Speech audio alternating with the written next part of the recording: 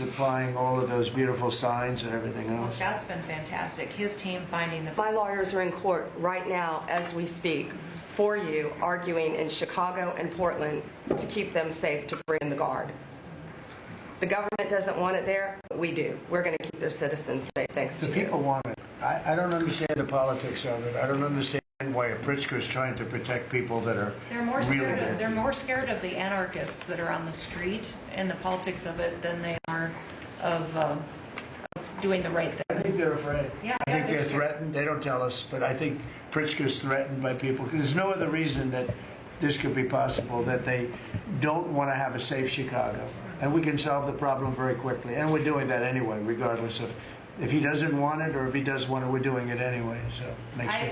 I asked the mayor that himself. He said that Portland was perfectly safe, a beautiful city, no problems. And I said, well, why did you clear the streets for me today then and build out a 4-block radius to make sure I could get in and out of here? And these people on the street screaming death to ICE. There's graffiti that says Molotovs melt ice. We have the guillotines. We're going to use them. Portland's almost different. It's like anarchists. It is. It really is. You know, it's really different than a lot It's of the awful. others. This is a sick situation, but those are anarchists. Those are people that want to overthrow government. They're really degenerates. And we're finding out who is supplying all of those beautiful signs and everything Well, else. Scott's been fantastic. His team finding the financial networks is great. That's what Okay, gives Scott, everybody... Scott will do that. That's easy for Scott.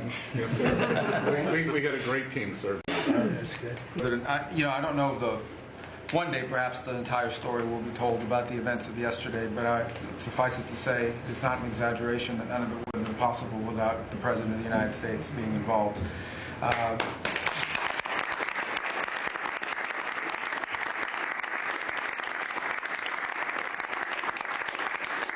It really began with your trip to the Middle East, where these relationships were forged with partners in the region, personal relationships, close relationships that created the foundation where all this was possible. Where I think this really took a turn. Remember, a month ago, no one thought this was possible.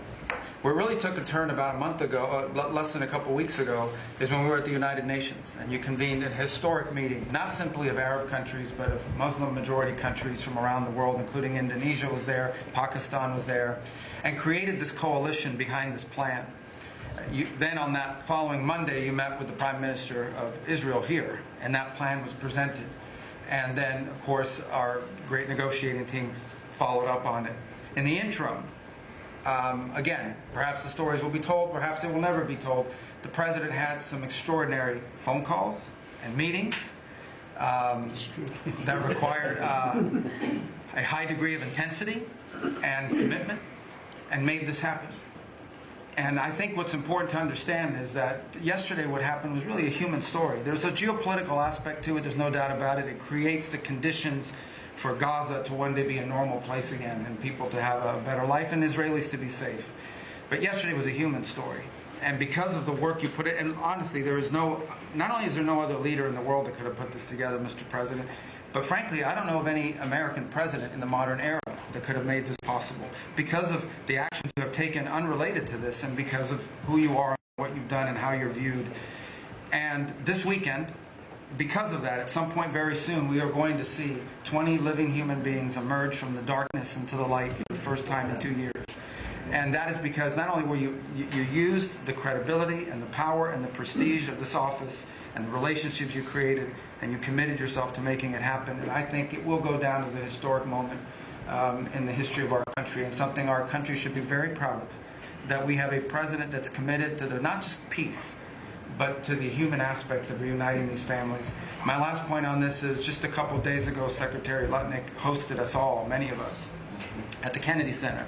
And we have these families, we've interacted with them for so many years, for 2 years now. And the stories are heartbreaking, both whose families are alive and those who are deceased as well, who want their relatives back so that they can complete the process of grieving. And we had all hoped that perhaps that was the day that we would have an announcement for them on the anniversary of the 7th. But I know you were able to speak to some of those families last night. And I just hope the whole nation understands how incredibly proud they should be of their president and of their country for the role that they've played. And I don't want to let this moment pass, Mr. President, without also noting the incredible work of Steve Witkoff and Jared Kushner. They're an incredible team working together facing some substantial impediments to even being there this weekend and doing it. Let me just leave it at that. And they've done a great job on your behalf, Mr. President. They deserve a tremendous amount of credit. But thank you for what you've done for the world. For the world. Thank you very much, Rose. I appreciate it. I think because maybe just a few of you raise your hand if you'd like to say something that don't talk too long.